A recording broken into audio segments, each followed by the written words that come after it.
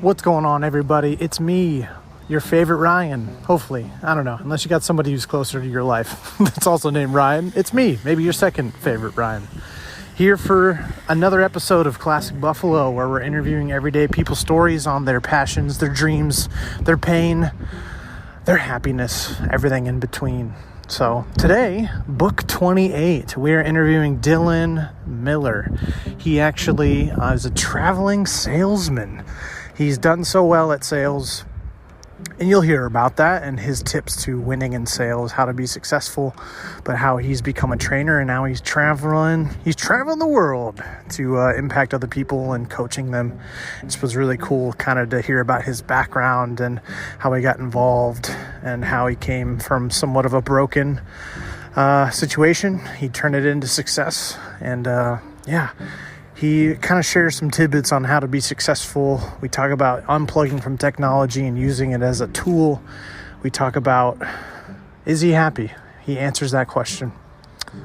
Without further ado, let's get into today's episode.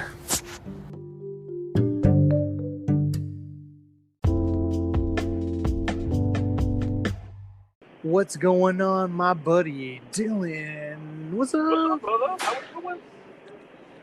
Good. Are you on your way home? You commuting the old 9-to-5 drive? Making the old commute. Yep. I'm actually in Indiana this weekend, so I'm gonna hit the old Ball State homecoming, do a couple chirping, and then probably hit the Colts game on Sunday.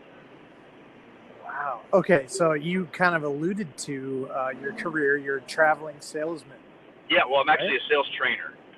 Oh, okay. Sorry. Traveling sales trainer. No, it's all great. I mean, for me, I used to do sales, right? I mean, it's just now, so I'm in a space where I cover everything on the eastern seaboard from Wisconsin down to Louisiana and everything east of that. So, do you go and, meet with individual people or, kind of offices and say, hey, here's how you guys sell. This is what's worked for me. Yeah, pretty much the way I explain it is I go in and to an office where there's about 50 to 100 guys, and I go, okay, these are the new people and these are the old people. I make sure that the guys that have been around for a minute, they're saying and doing the right thing still, and then I make sure that the new people don't suck. That's my career. And it's kind of weird because I have the schedule of a reverse schedule of a stand-up comedian. So you know how a stand-up comedian goes to a hotel, waits there all day until night, and then they go to their show? Well, I do my show in the morning for about 2 hours, and then I just hang out in the town for the rest of the day. What's one of your favorite places you visited? Ooh, favorite places to visit? Vancouver, Canada. Man, do you have to because you have to go through customs and say, they're why are you here? You're I'm here to train people. Yeah. Well, actually, I don't have to go there a lot for training. I just like to go there for traveling. I lived there for about a year. But favorite places to visit in my training, probably I like Milwaukee. Really? Milwaukee, and actually I'll go 2 M's, Milwaukee and Miami. When I was down in Florida, I drove through Miami to Key West. Miami, it definitely, if you've never been to South America or just a Latin American country, you feel like you're in another, just the cult. You get really quickly into the culture. Yeah, you got to hit Little Havana. Gosh. Yeah, I went to I think I just wandered. I was there trying to find a place to eat, and then you had to order completely in Spanish.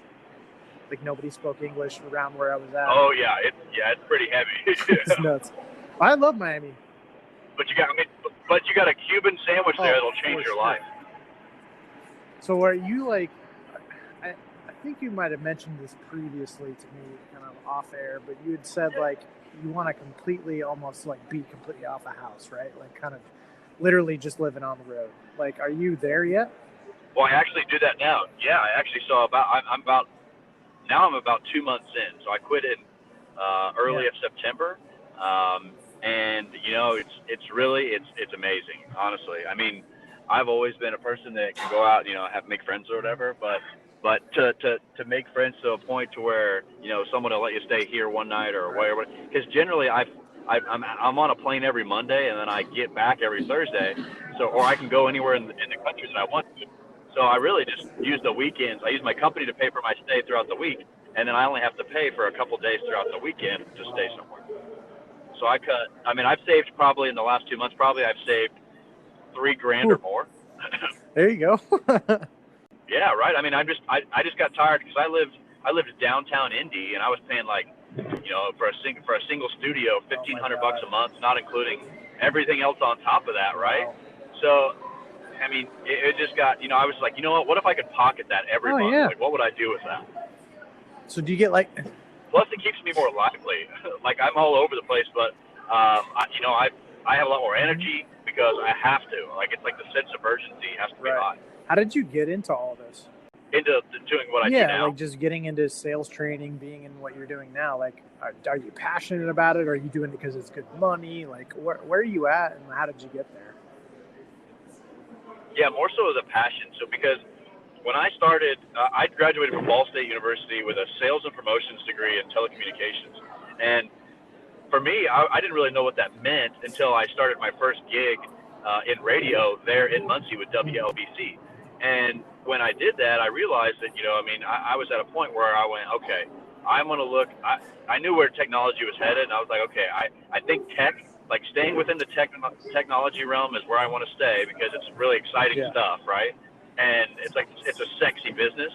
And then I started working with some charity companies that benefited World Wildlife Foundation or whatever, and some other couple others, I can't remember exactly, but for me, I really enjoyed just learning how to talk to people, and whoever you may be. That's when I decided to dive into sales. And when I started to dive into sales, I actually did door-to-door sales for 2.5 years, and I did well enough there where actually when I moved to Canada, the guys that were on the programs that, like, for companies like AT&T, they were like, hey, we miss you. We want you back on this program. What's going on? What do we got to do to bring you back? So I said, hey, if you can promise me like a lot of autonomy, like I can be in charge of stuff, then yeah, I'm game. Let's go. So I came back and I got, I got to be in a role where instead of doing the sales, all I have to do is make sure that people are in the right headspace to do them. So that's why I'm excited, because I get to see somebody turn from zero to hero, essentially, in their own mind and from their own abilities. Yeah, so you're kind of like a life coach. Well, I don't want to sound like a hippie millennial or anything like that, right? But I mean, that's kind of what it is, right? Like, I wouldn't say more of a life coach. It's I don't know. You know how Gary Vaynerchuk is like really quick to the point, and he's got to go, all right, boom, it's this, it's this, or this. I just keep things super short and simple. Because when you start to try to explain like a self-help book to somebody or whatever, they get lost in the sauce. So I just want to keep it super short and simple and find out what somebody wants to do, and I just try to help them plan to get there, or at least do what I like to say is just the two-step process: is visualize and attack. Visualize what you want to do, and then just absolutely do it to the best of your ability. Did you use that same strategy to kind of overcome like obstacles in your life? Kind of like, let's say, I mean, a very simple one is flat tire, right? You got to like, how do I fix this? Like, yeah. Do you think that visualize and attack is kind of, I have to plan my upcoming trip and it involves a lot of different things. I got a flat tire. My girlfriend broke up with me, from all these obstacles. Do you think the visualize and attack, because I like that. Do you think that's helped you or? Yeah. So I just realized that it's like, there's two different sections of my life. There's controllables and uncontrollables. I take on the responsibility of taking on everything around me. So if something happens, it's my fault. If something doesn't happen, it's my fault. So, and if it's out of my control, well, then how could I ever set an expectation that I'm the one that can handle it? Like, I have to let the stuff that's for the birds go, right? Like, the things that are uncontrollable, I can't let them affect my attitude. And that's really the only thing I ever focus on. I don't focus on how much money I make, what car I drive, or anything like that. I focus on, do I have a smile 24/7? Yeah. And what's helped me understand that is going, okay, even if I'm in a tough situation, like I say, flat tire, right in the middle of the road, in the middle of nowhere. Well, there's only two things I can do. I can adapt and overcome the situation, or I can sit there and sulk and probably not solve anything. Yeah. It's really hard. It's like defaults to salt because it's comfortable, or I don't know. But then there's that anxiety, like maybe I'm late for my appointment. I need to fix this, Well, but I don't know how, and it kind of gets overwhelming kind of quickly. Yeah, well, see, and that's what I used to be overwhelmed a lot, but then I realized, like, if you just stop and take a breath and have the time for yourself and just go, okay, this is who I am, this is what I can do. I'm not going to try and be anybody else. I'm just going to do the best of my ability and find the thing that I can do the best of my ability. Because if I can't do that, then I'm swimming upstream. And I've always heard it's better to be at the bottom of a ladder that you're wanting to climb up than halfway up a ladder that you don't want to be on. That was good. I like that. Yeah, I mean, I just think with those controllables and uncontrollables, there's so many controllables that people, to make it super short and simple, I mean, people, it's a lot easier to point the finger out than in. I feel like when you point at yourself, it becomes not overwhelming, but just kind of a deeper like attack. It becomes attacking and not positive criticism or like reality. It goes like, it's all my fault. It's all my, you know what I'm saying? Like it becomes so easily like that. Whereas that's different than like, I'm just curious if you've ever had to deal with that, where there's some of it where there's judgment and that needs to be treated, right? But there's also like, when you push the kid down the stairs, that's your fault. Like, you know what I'm saying? Like there's a difference between you're taking on too much responsibility and it's all my fault. You're mixing in that uncontrollable and controllable, or well, yeah, it's a slippery slope, right? Like, I mean, if someone starts to believe that one thing's their fault, or two things are their fault, or three, and then they start to think that everything's their fault, well, then they're going to become a cynical person, and you're going to see it in their attitude. That's why that's the only really thing I talk about to salespeople, is because there's like 10% of what you're going to do in a sale is your product knowledge.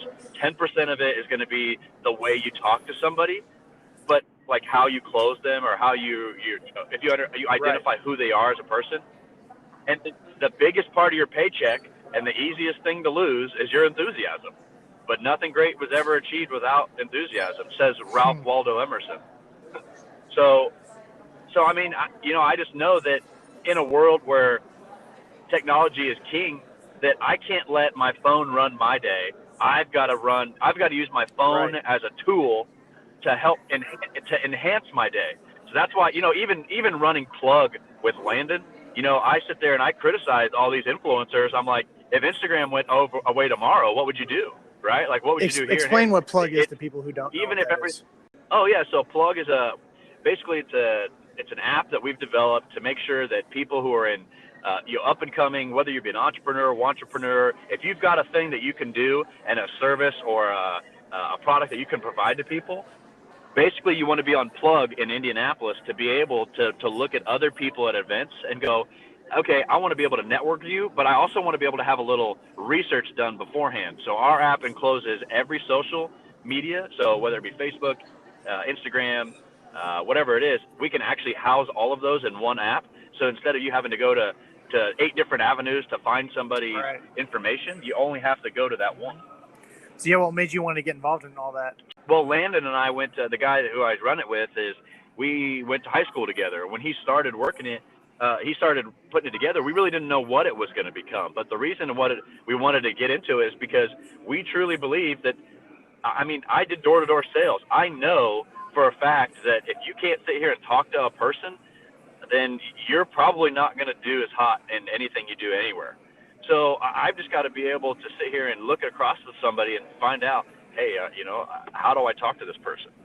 Because just from, being in sales, I know that some of the top fears in the world, like the top 3, the biggest fear in the entire world is public speaking, and behind that is death and heights. So someone would rather jump off a cliff and be in the casket than give the eulogy. Yeah. Isn't that crazy? So for me, like, I just know that the communication between people, like, it's been enhanced with the internet, but we can't lose what's true to us being humans, right? Like the universal language of body language and emotion and being able to connect with one another. Yeah, I think that's what, like, I was listening to this TED. We're talking about how this is the first generation that's like the most lonely, because for generations and generations, and our great grandpa, all of our ancestors in Africa, like, we survived not because we were the fastest or not because we were the strongest, but because like we banded together as a tribe. And this is the first time that like we have to find a modern version of that to attack a problem that is in front of us. Other than that, it's really easy to just do your own thing and be alone or isolated. I just thought that was an interesting thing that like. No, it really is, because I mean, think about it. You can be at home and I can order anything I would ever want from Amazon. Period. Like I could order a bald eagle and groceries at the same time, right? Like. So talk about what your thoughts are on technology's role in tribe building, in people finding their passion, people's success in general. Like, if you view it from like a 10,000 feet view, what is your view on like social media, what technology has done for us, and what the future is? Like, what do you have general thoughts on that? Yeah, I mean, I think it's great, but again, I think they're tools, right?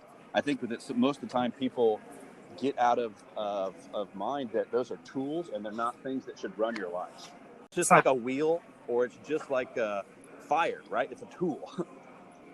How have you practically withdrawn from social media and technology in a healthy way? Like if I'm a person that's pretty heavily indoctrinated in it, it's really addictive. I get my self-esteem from it. What would you practically recommend for someone in that case? Yeah, I mean, you just got to look at yourself and determine, hey, is that who I want to be? What I do once a week, every single week, is I write down a bunch of stuff that I want to be. So like I say, okay, I want to be a better musician.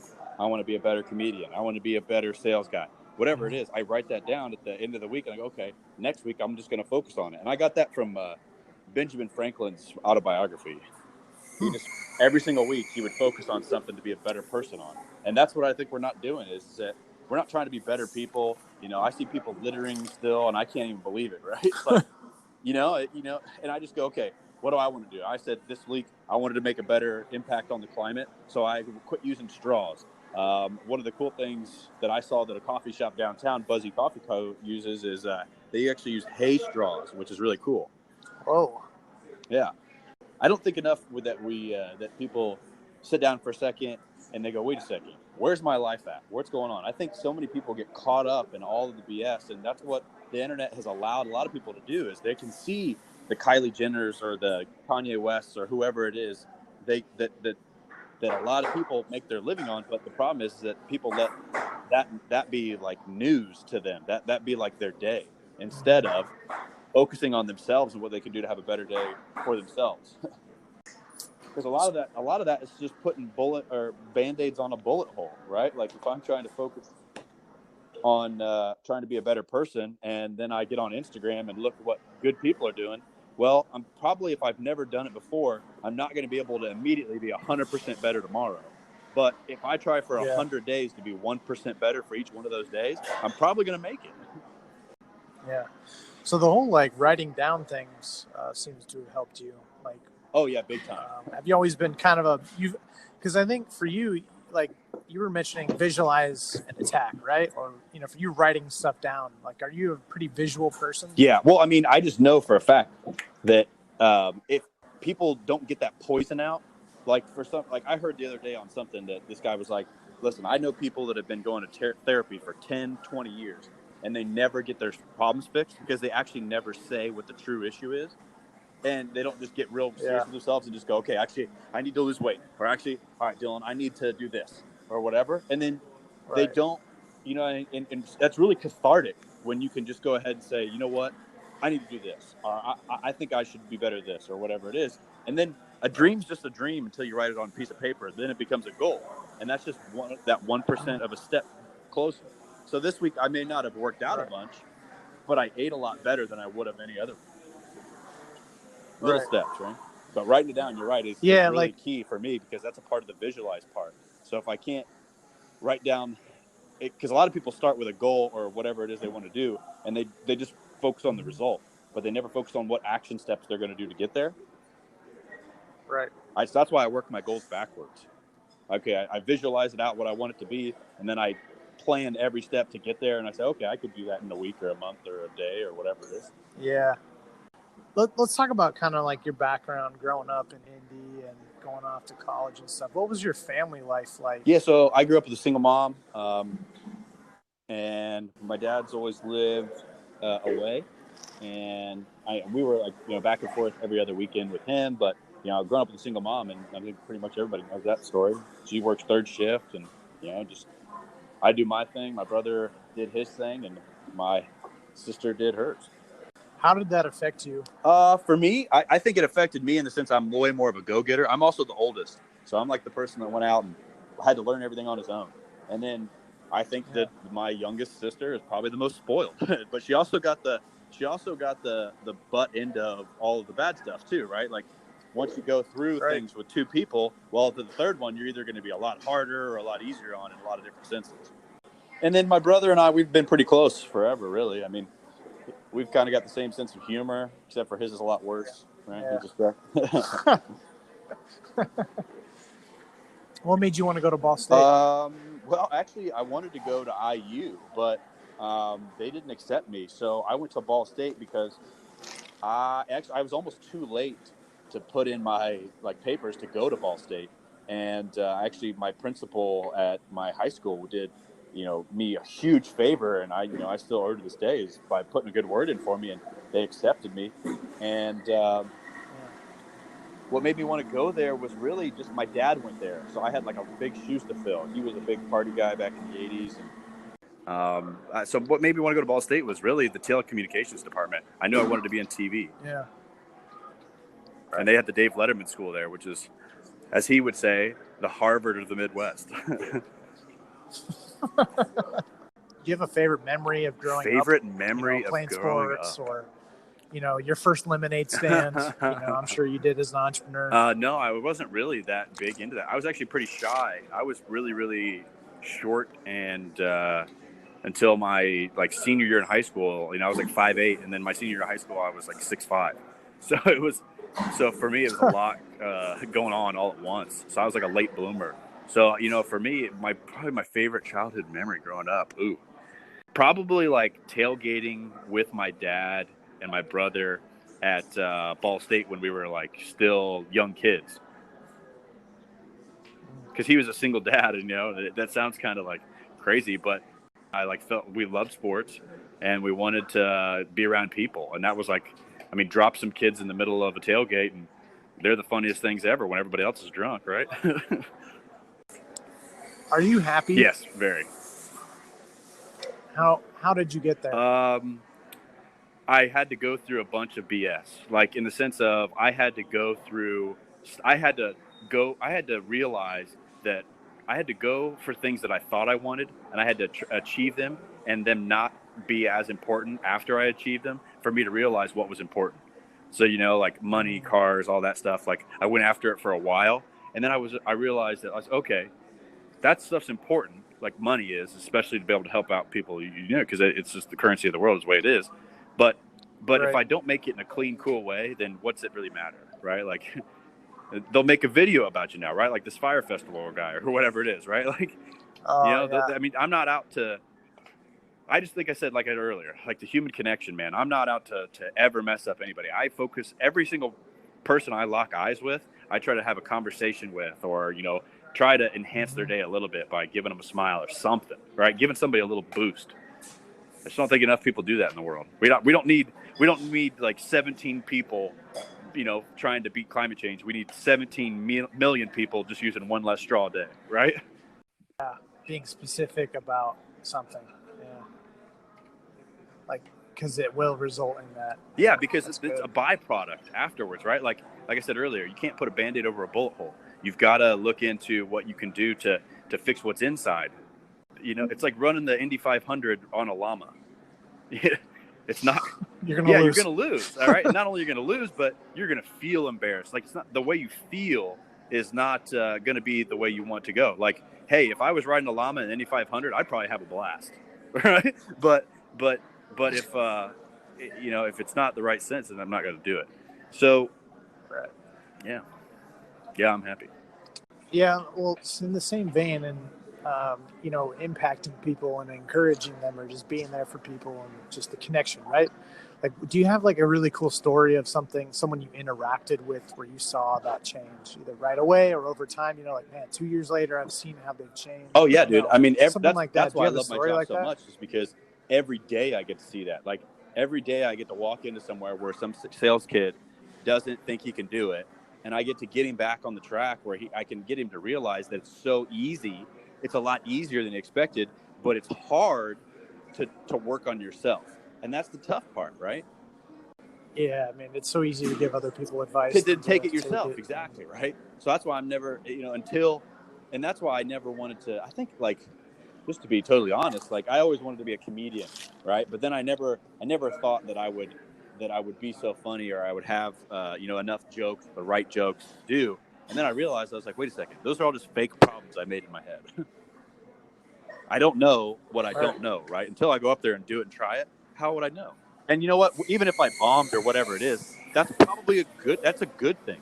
And that's what I teach people in sales. Is like, when someone tells you no, I mean, if you can't handle the no's, then what are we doing, right? Like I told my brother, he works in car sales, and he told me, he was like, I don't know how you take all those no's, doing door-to-door sales. And I said, well, let me ask you a question. If you're at a bar and you hit on a girl and you say, hey, if she says no, do you walk away and say, hey, I'm never going to have a girlfriend ever again? Or do you pick yourself up by the bootstraps and you talk to another person?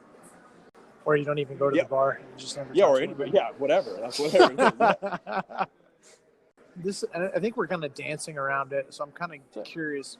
Have you ever experienced anxiety or depression, kind of growing up, or do you know other people that have? Yeah, definitely. I mean, I definitely have because I was a fake it till you make it person for a while. And while I was doing that, it really catches up with you really, really fast. Like it'll just blow up on you, like to the point to where you're overwhelmed so much you go into I think I gained like 30 pounds and went into hibernation for like 4 or 5 months. I wasn't myself. And when I realized I wasn't the same person, that's when I realized that actually I was going through anxiety. And then I went, okay, I don't think it's something that we should pretend it's not real. I think it's something that is real. Okay, I have anxiety. This is what it feels like. Now I know how to react or act when it does happen and adapt and overcome it. Yeah. Mindfulness is so key in solving any mindfulness. Yes, that's one of the biggest. Yeah, that's probably my vocab word of the year right there. Mindfulness. Just because your brain is so quick, like we're creatures of habit, right? Like if you've seen The Office, where Jim gives Dwight the piece of gum like every time he powers on his and he or gets whatever. the Altoid mint, and then he gets him to salivate. Yeah. So it's like we have these neural pathways that are designed to protect us. I'm doing quotes over here. But then it's like you have to be able to, you don't have to completely cure your anxiety or depression or whatever, in that moment. It's more just be aware that you're having it and then do fact checking. It's step by step. It's okay, I still was really sad that day, but at least I was able to be aware that, I'm being really sad right now. So that way, 2 days from now, when you're in a better state, you're like, all right, so when that happens again, and then I realize I'm having it, I can start creating this new roadway or this pathway. Because it's your brain can't go down a pathway if it doesn't exist yet, or at least you don't start using your shovel to dig the road. You know, you have to realize, I'm going down the wrong road. Okay, there is another road. I can make another road. Dig it a little bit. All right, next time I'm going to dig it a little deeper. Next thing you know, just with a lot of little steps, you can create those good pathways. Get out of a rut faster. Yeah, I mean, it's little victories. You have to, that's why you can't try and climb a mountain in a day, right? You gotta plan it out and look at it and go, okay, this is what I got to do. Just do it. Yeah. When shit hits the fan, when things have been difficult, it's a question because I want to know how this was in the past when you were kind of domiciled in Indy, but then how has it changed since you've been traveling? How other people support you, kind of when you're having a tough day or things are really hard. Well, I just do the number one, the most important thing is place a phone call. I just call somebody. I just start to network. I just call somebody that I know will get me in a better mood. And that's the biggest step. It's just making that baby step towards what's going to get you. And for me, it's like talking to people. If I sit there and I talk to somebody and then, okay, all right, cool, I'm back in the zone. But if I sit there and I'm dwelling in my own thoughts, it's probably not going to go as hot as I expected. So what would you recommend to somebody, like, let's say I have a son, or it's my brother, or it's my girlfriend, or somebody. What would you recommend to me as to how to reach out to my Call them, person that's FaceTime really them, struggling with get right in XYZ? their face, FaceTime them. Like, I'm serious. Like, that's what I started doing. My friends, when I came back from Canada, and my friends, like, I started FaceTime my friends. They were like, "Why is this kid FaceTime me all the time?" And I'm like, "Yo, I want to see your face. Like, if it's worth a conversation, it's worth eye contact, right? Like, let's go." And people Right. may sometimes think I'm like a little too much or whatever, but at the end of the day, it doesn't matter. Like, if I think that a lot of people, like, that you're the sum of the 5 people you hang around. You hang around the right people, then you're going to get the right thing. And I think not a lot of people actually get rid of the toxicity in their life, and they don't. They're afraid to tell their uncle, their brother, their girlfriend, or whatever. Hey, you tell you what, it's just too toxic for me. I'll see you in a year. I'll see you in 6 months or whatever it is. Right? Come back to me. Yeah, that's such a tough conversation to have. It is, It's but often do you really beneficial want in it the to be long better, run. or do you want it to? Do you want to keep staying in the same thing? Yeah. Do you think you advocate for yourself a lot as to, like, what you need? I mean, it just sounds like that with you making the phone calls, because I know a lot of times people just don't do anything when they're struggling. That's the biggest. That's why it's the biggest part. Like, just to make a phone call. And for me, every time I have some downtime or something, I just place a couple phone calls to some people that I haven't talked to in a minute. Hey, how's it going? What are you doing? What's up? Like, what's going on with you? Instead of, hey, how's your job going or whatever. I don't ask questions that I want to lead into some BS. I ask questions based on how the person's feeling. I think it was, Maya Angelou who said, nobody's going to remember what you did or said, but they'll definitely remember how you made them feel. Yeah. Yep. I love me that too. quote. That's like my favorite one of all time. Man, that's so true. That's like first impressions, or just That's a beautiful quote. That's all I have to say. Yeah, right? I agree, man. Shout out. Maya Angelou, what's up? So do you have like a motto? Yeah, adapt and overcome, man. That's it. That's my motto. Because whether it's in a good, bad, indifferent, ugly situation, if I adapt and overcome it, then I'm not winning. Like, the idea of winning isn't what gets me places. It's gets me to want to do things. It's the result of somebody else benefiting or having I've helped somebody. Like, something's been accomplished for the human race, or animal kind, or whatever it may be. But it's because I put in the work. Because a lot of people aren't really just willing to do that. It's true. What are you willing to sacrifice to get what you want? Yeah, and you know what? I just realized after traveling all over the world and being all the place all the time, is that I keep a small nut. I don't have a lot. I don't need a lot. I don't. I'm kind of a minimalist. I've got a couple bags full of clothes, and I got a car, and I could go get a fancy apartment and things, but I've already done those things. And I went, you know what? I'd rather have an extra whatever $1,000 a month or whatever it is to go spend on an experience. And I think that's what the biggest thing is. What leads my salespeople to do better, or just a person to want to do better, is an experience. Like, are they going to have a good experience in the outcome? What's your next trip or whatever you're trying to either save up for, or what are you trying to do? Yeah, I'm going out to Oregon here in the end of this month. So I'm going to spend a week and a half out there, almost 2 weeks, and just hit the coastline. And because I lived in Portland for 8 months, and I love Portland. Me too, man. And I just want to go back out there, see some people I remember, and have some fun, and just really just get away from everything. Because that's the best thing you can do is put yourself in a place with no signal, right? Nature is such a good antidepressant. Yeah, well, I don't think a lot, people, as humankind goes along, I don't think we respect animals and nature as much as we used to, and we should. So I take a big focus on making sure I can do whatever I can to help the helpless animals, and really the mother nature that'll whoop our ass if we don't fix it. So true. Yeah, I think climate change is one of the things that we're really not talking enough about. Yeah. Well, I mean, what are you going to do I just know for a fact it comes from a leadership standpoint. If you've got leadership that says that it's not real, you've got people out there that'll believe under that influence. Did you see that guy who went to jail over Microsoft? He was making those recovery discs. Did you see that? So there's this Vice did a documentary on him, but he's basically an e-waste. He was talking about how America makes up a bunch of the waste. Yeah, in the world, whatever. And what all he's trying to do is he's getting computers, stripping them down and making just easier to repair parts instead of buying new electronics, just trying to do that. And then he had, I guess, apparently Windows or Microsoft or Dell or whatever has these disks that basically resets it to factory settings, and people would lose them all the time. And so he's like, I'm just going to create these, and then he gave them away for free or whatever, and then Microsoft like sued him, and he went to jail for like a year because he was copyrighted, and like they wanted to prosecute him for like a long time. But anyway, it's just interesting. Like he was just trying to help out, with the e-waste and just computers and stuff, and Microsoft was like, no, sorry. Yeah. Interesting. Vice documentaries, Vice and love Vice. Can't remember Vice all the time. I like Hassan Minhaj, his what's it called, Patriot Act. Yeah, I mean, he just spoke in Congress the other day about a couple different things. It was pretty nice. I mean, he had a pretty good speech.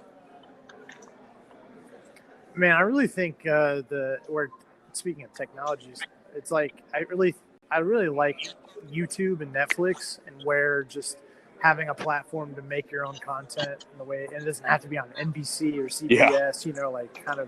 You just kind of make your own content. Right. And, I look at those things, whatever I think or whatever I like or whatever enhances my life, I try and look at future trends for what they may come into. And that's where I try and find out what I can do to not only, myself make money off those situations, but in reality, find out what we can do to help the world in this situation. That's why we're doing Plug too, because we know that we originally found out that a bunch of photographers and artists in the city of Indianapolis didn't really have an outlet or didn't know who to go to. It's like, these industrialized organizations want you to think that you have to go through them or you have to do it this way or that way.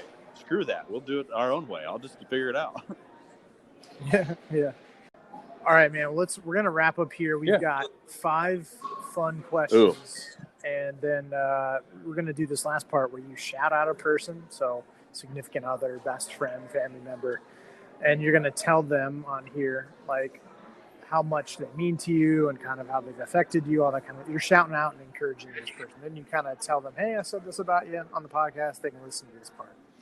So we'll do the 5 questions, then we'll do the wrap up shout out. That's really cool. So, what's the craziest thing that's happened during your current job or at a job? I got hit by a car. Like walking down the street, a Lyft driver threw me over the hood of their car. Yeah, I was in Austin, Texas, just hanging out with some people I was working with, and I tried to walk across the street. Lyft car come flying, didn't see the stop sign, and I rolled over the hood, dislocated my shoulder. Oh my God! Didn't tell any of my bosses. Didn't tell them because I didn't want them to be like, "Oh, you were down there drinking or doing something." Whatever. I was just like, "Yo, yeah." Got hit by a car. You almost died. Okay. What was your mindset? Were you just like that? Oh, I'm in the air. I mean, I rolled over the hood. Everyone was like, and I did that like, I threw my arms up and like, I'm okay, right?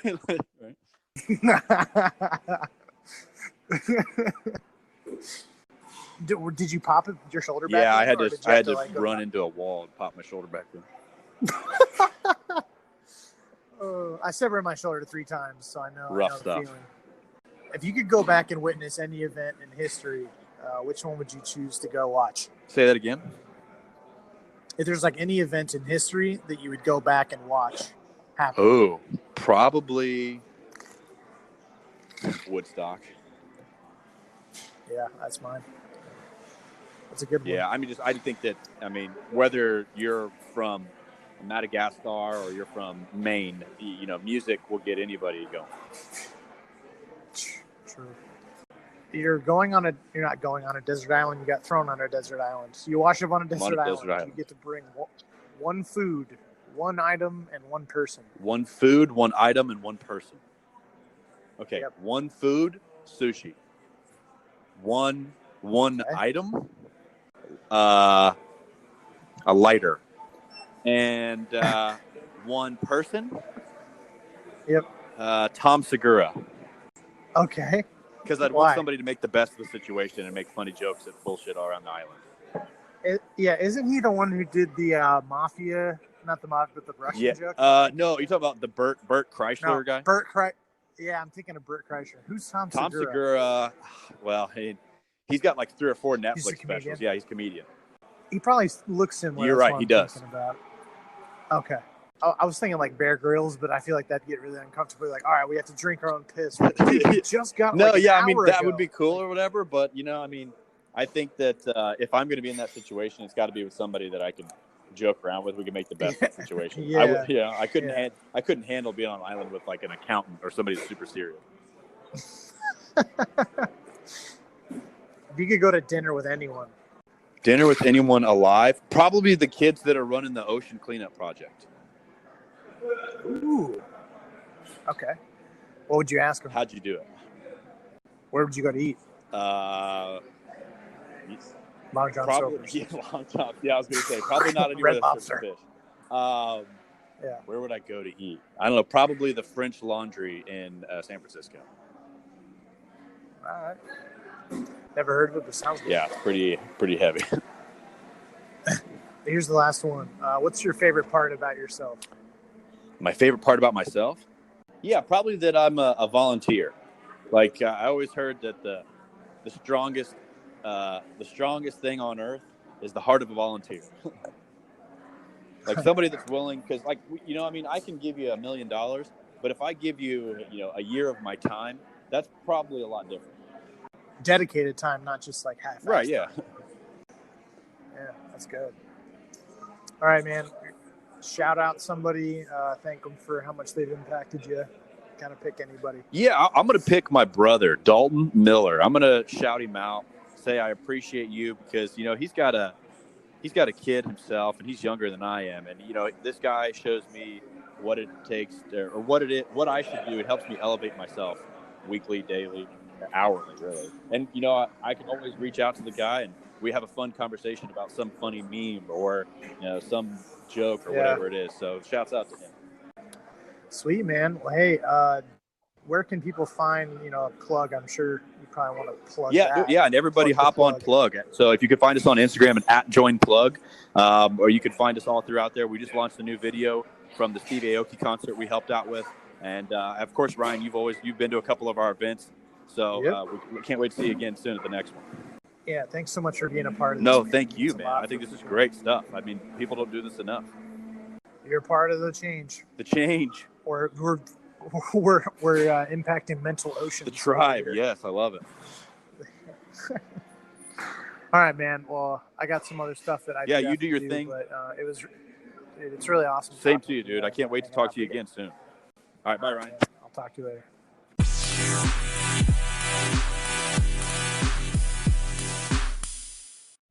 Hey everybody, this is Ryan from the Classic Buffalo Podcast. Wanted to take a second to talk about Anchor, how I'm actually making this podcast happen. Super happy that I'm partnering with them. So, Anchor is actually the easiest way to make a podcast. I've done my research. This is basically the best way. I promise. It's going to give you everything you need in one place for free, which is the best part. It's going to have tools, so you don't really need a fancy schmancy recording guy. Anchor's going to be helping you out there, and then they're going to distribute the podcast everywhere to Spotify, Apple Podcasts, Google, everything. And then you can also make money with basically no minimum listenership, which is kind of rare. So hop on Anchor as soon as you can. Thanks.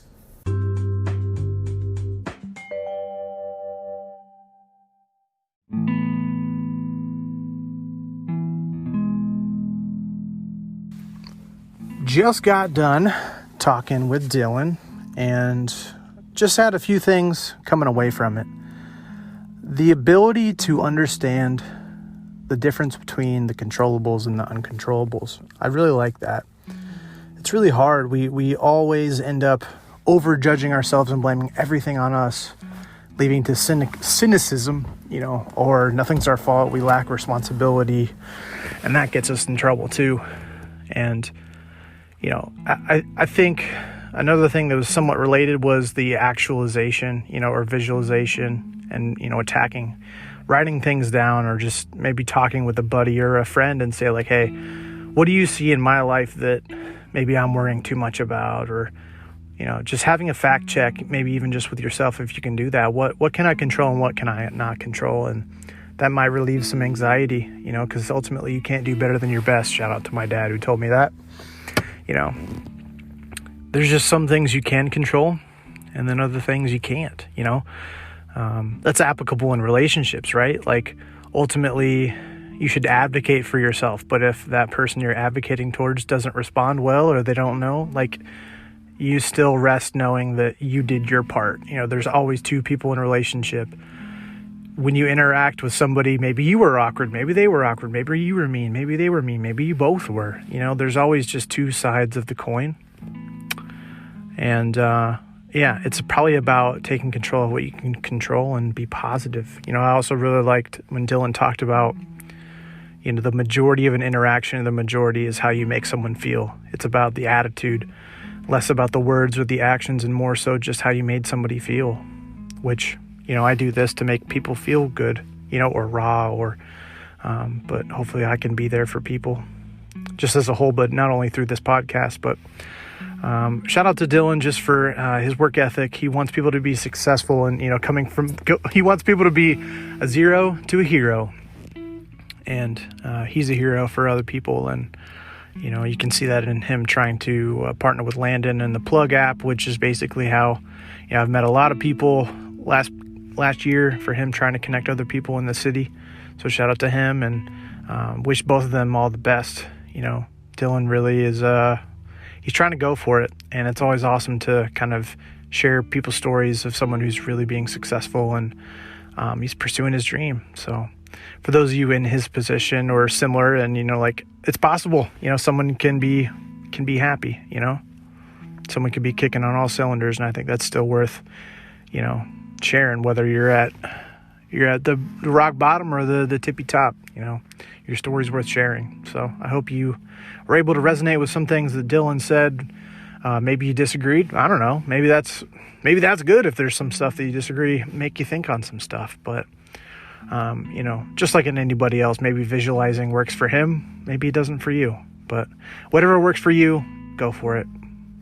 Because you owe it to yourself to pursue the best person that you can be and to try your best. So, yeah, if you want to be on the podcast, let me know. DM me, send a carrier pigeon, whatever you want. Get a hold of me. We'll get you on the pod. We'll talk about dogs. We'll talk about your successes, your failures, whatever you want to talk about. We'll talk about it.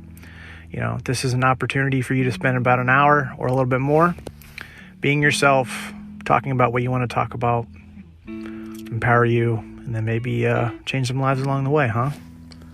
Until next time, it's been me, your top 5 Ryan. We'll go with that. How about that? You know, maybe I'm in the top 5, top 10 of your favorite Ryans. But I love you. I'll support you. If you ever need anything, let me know. But bye.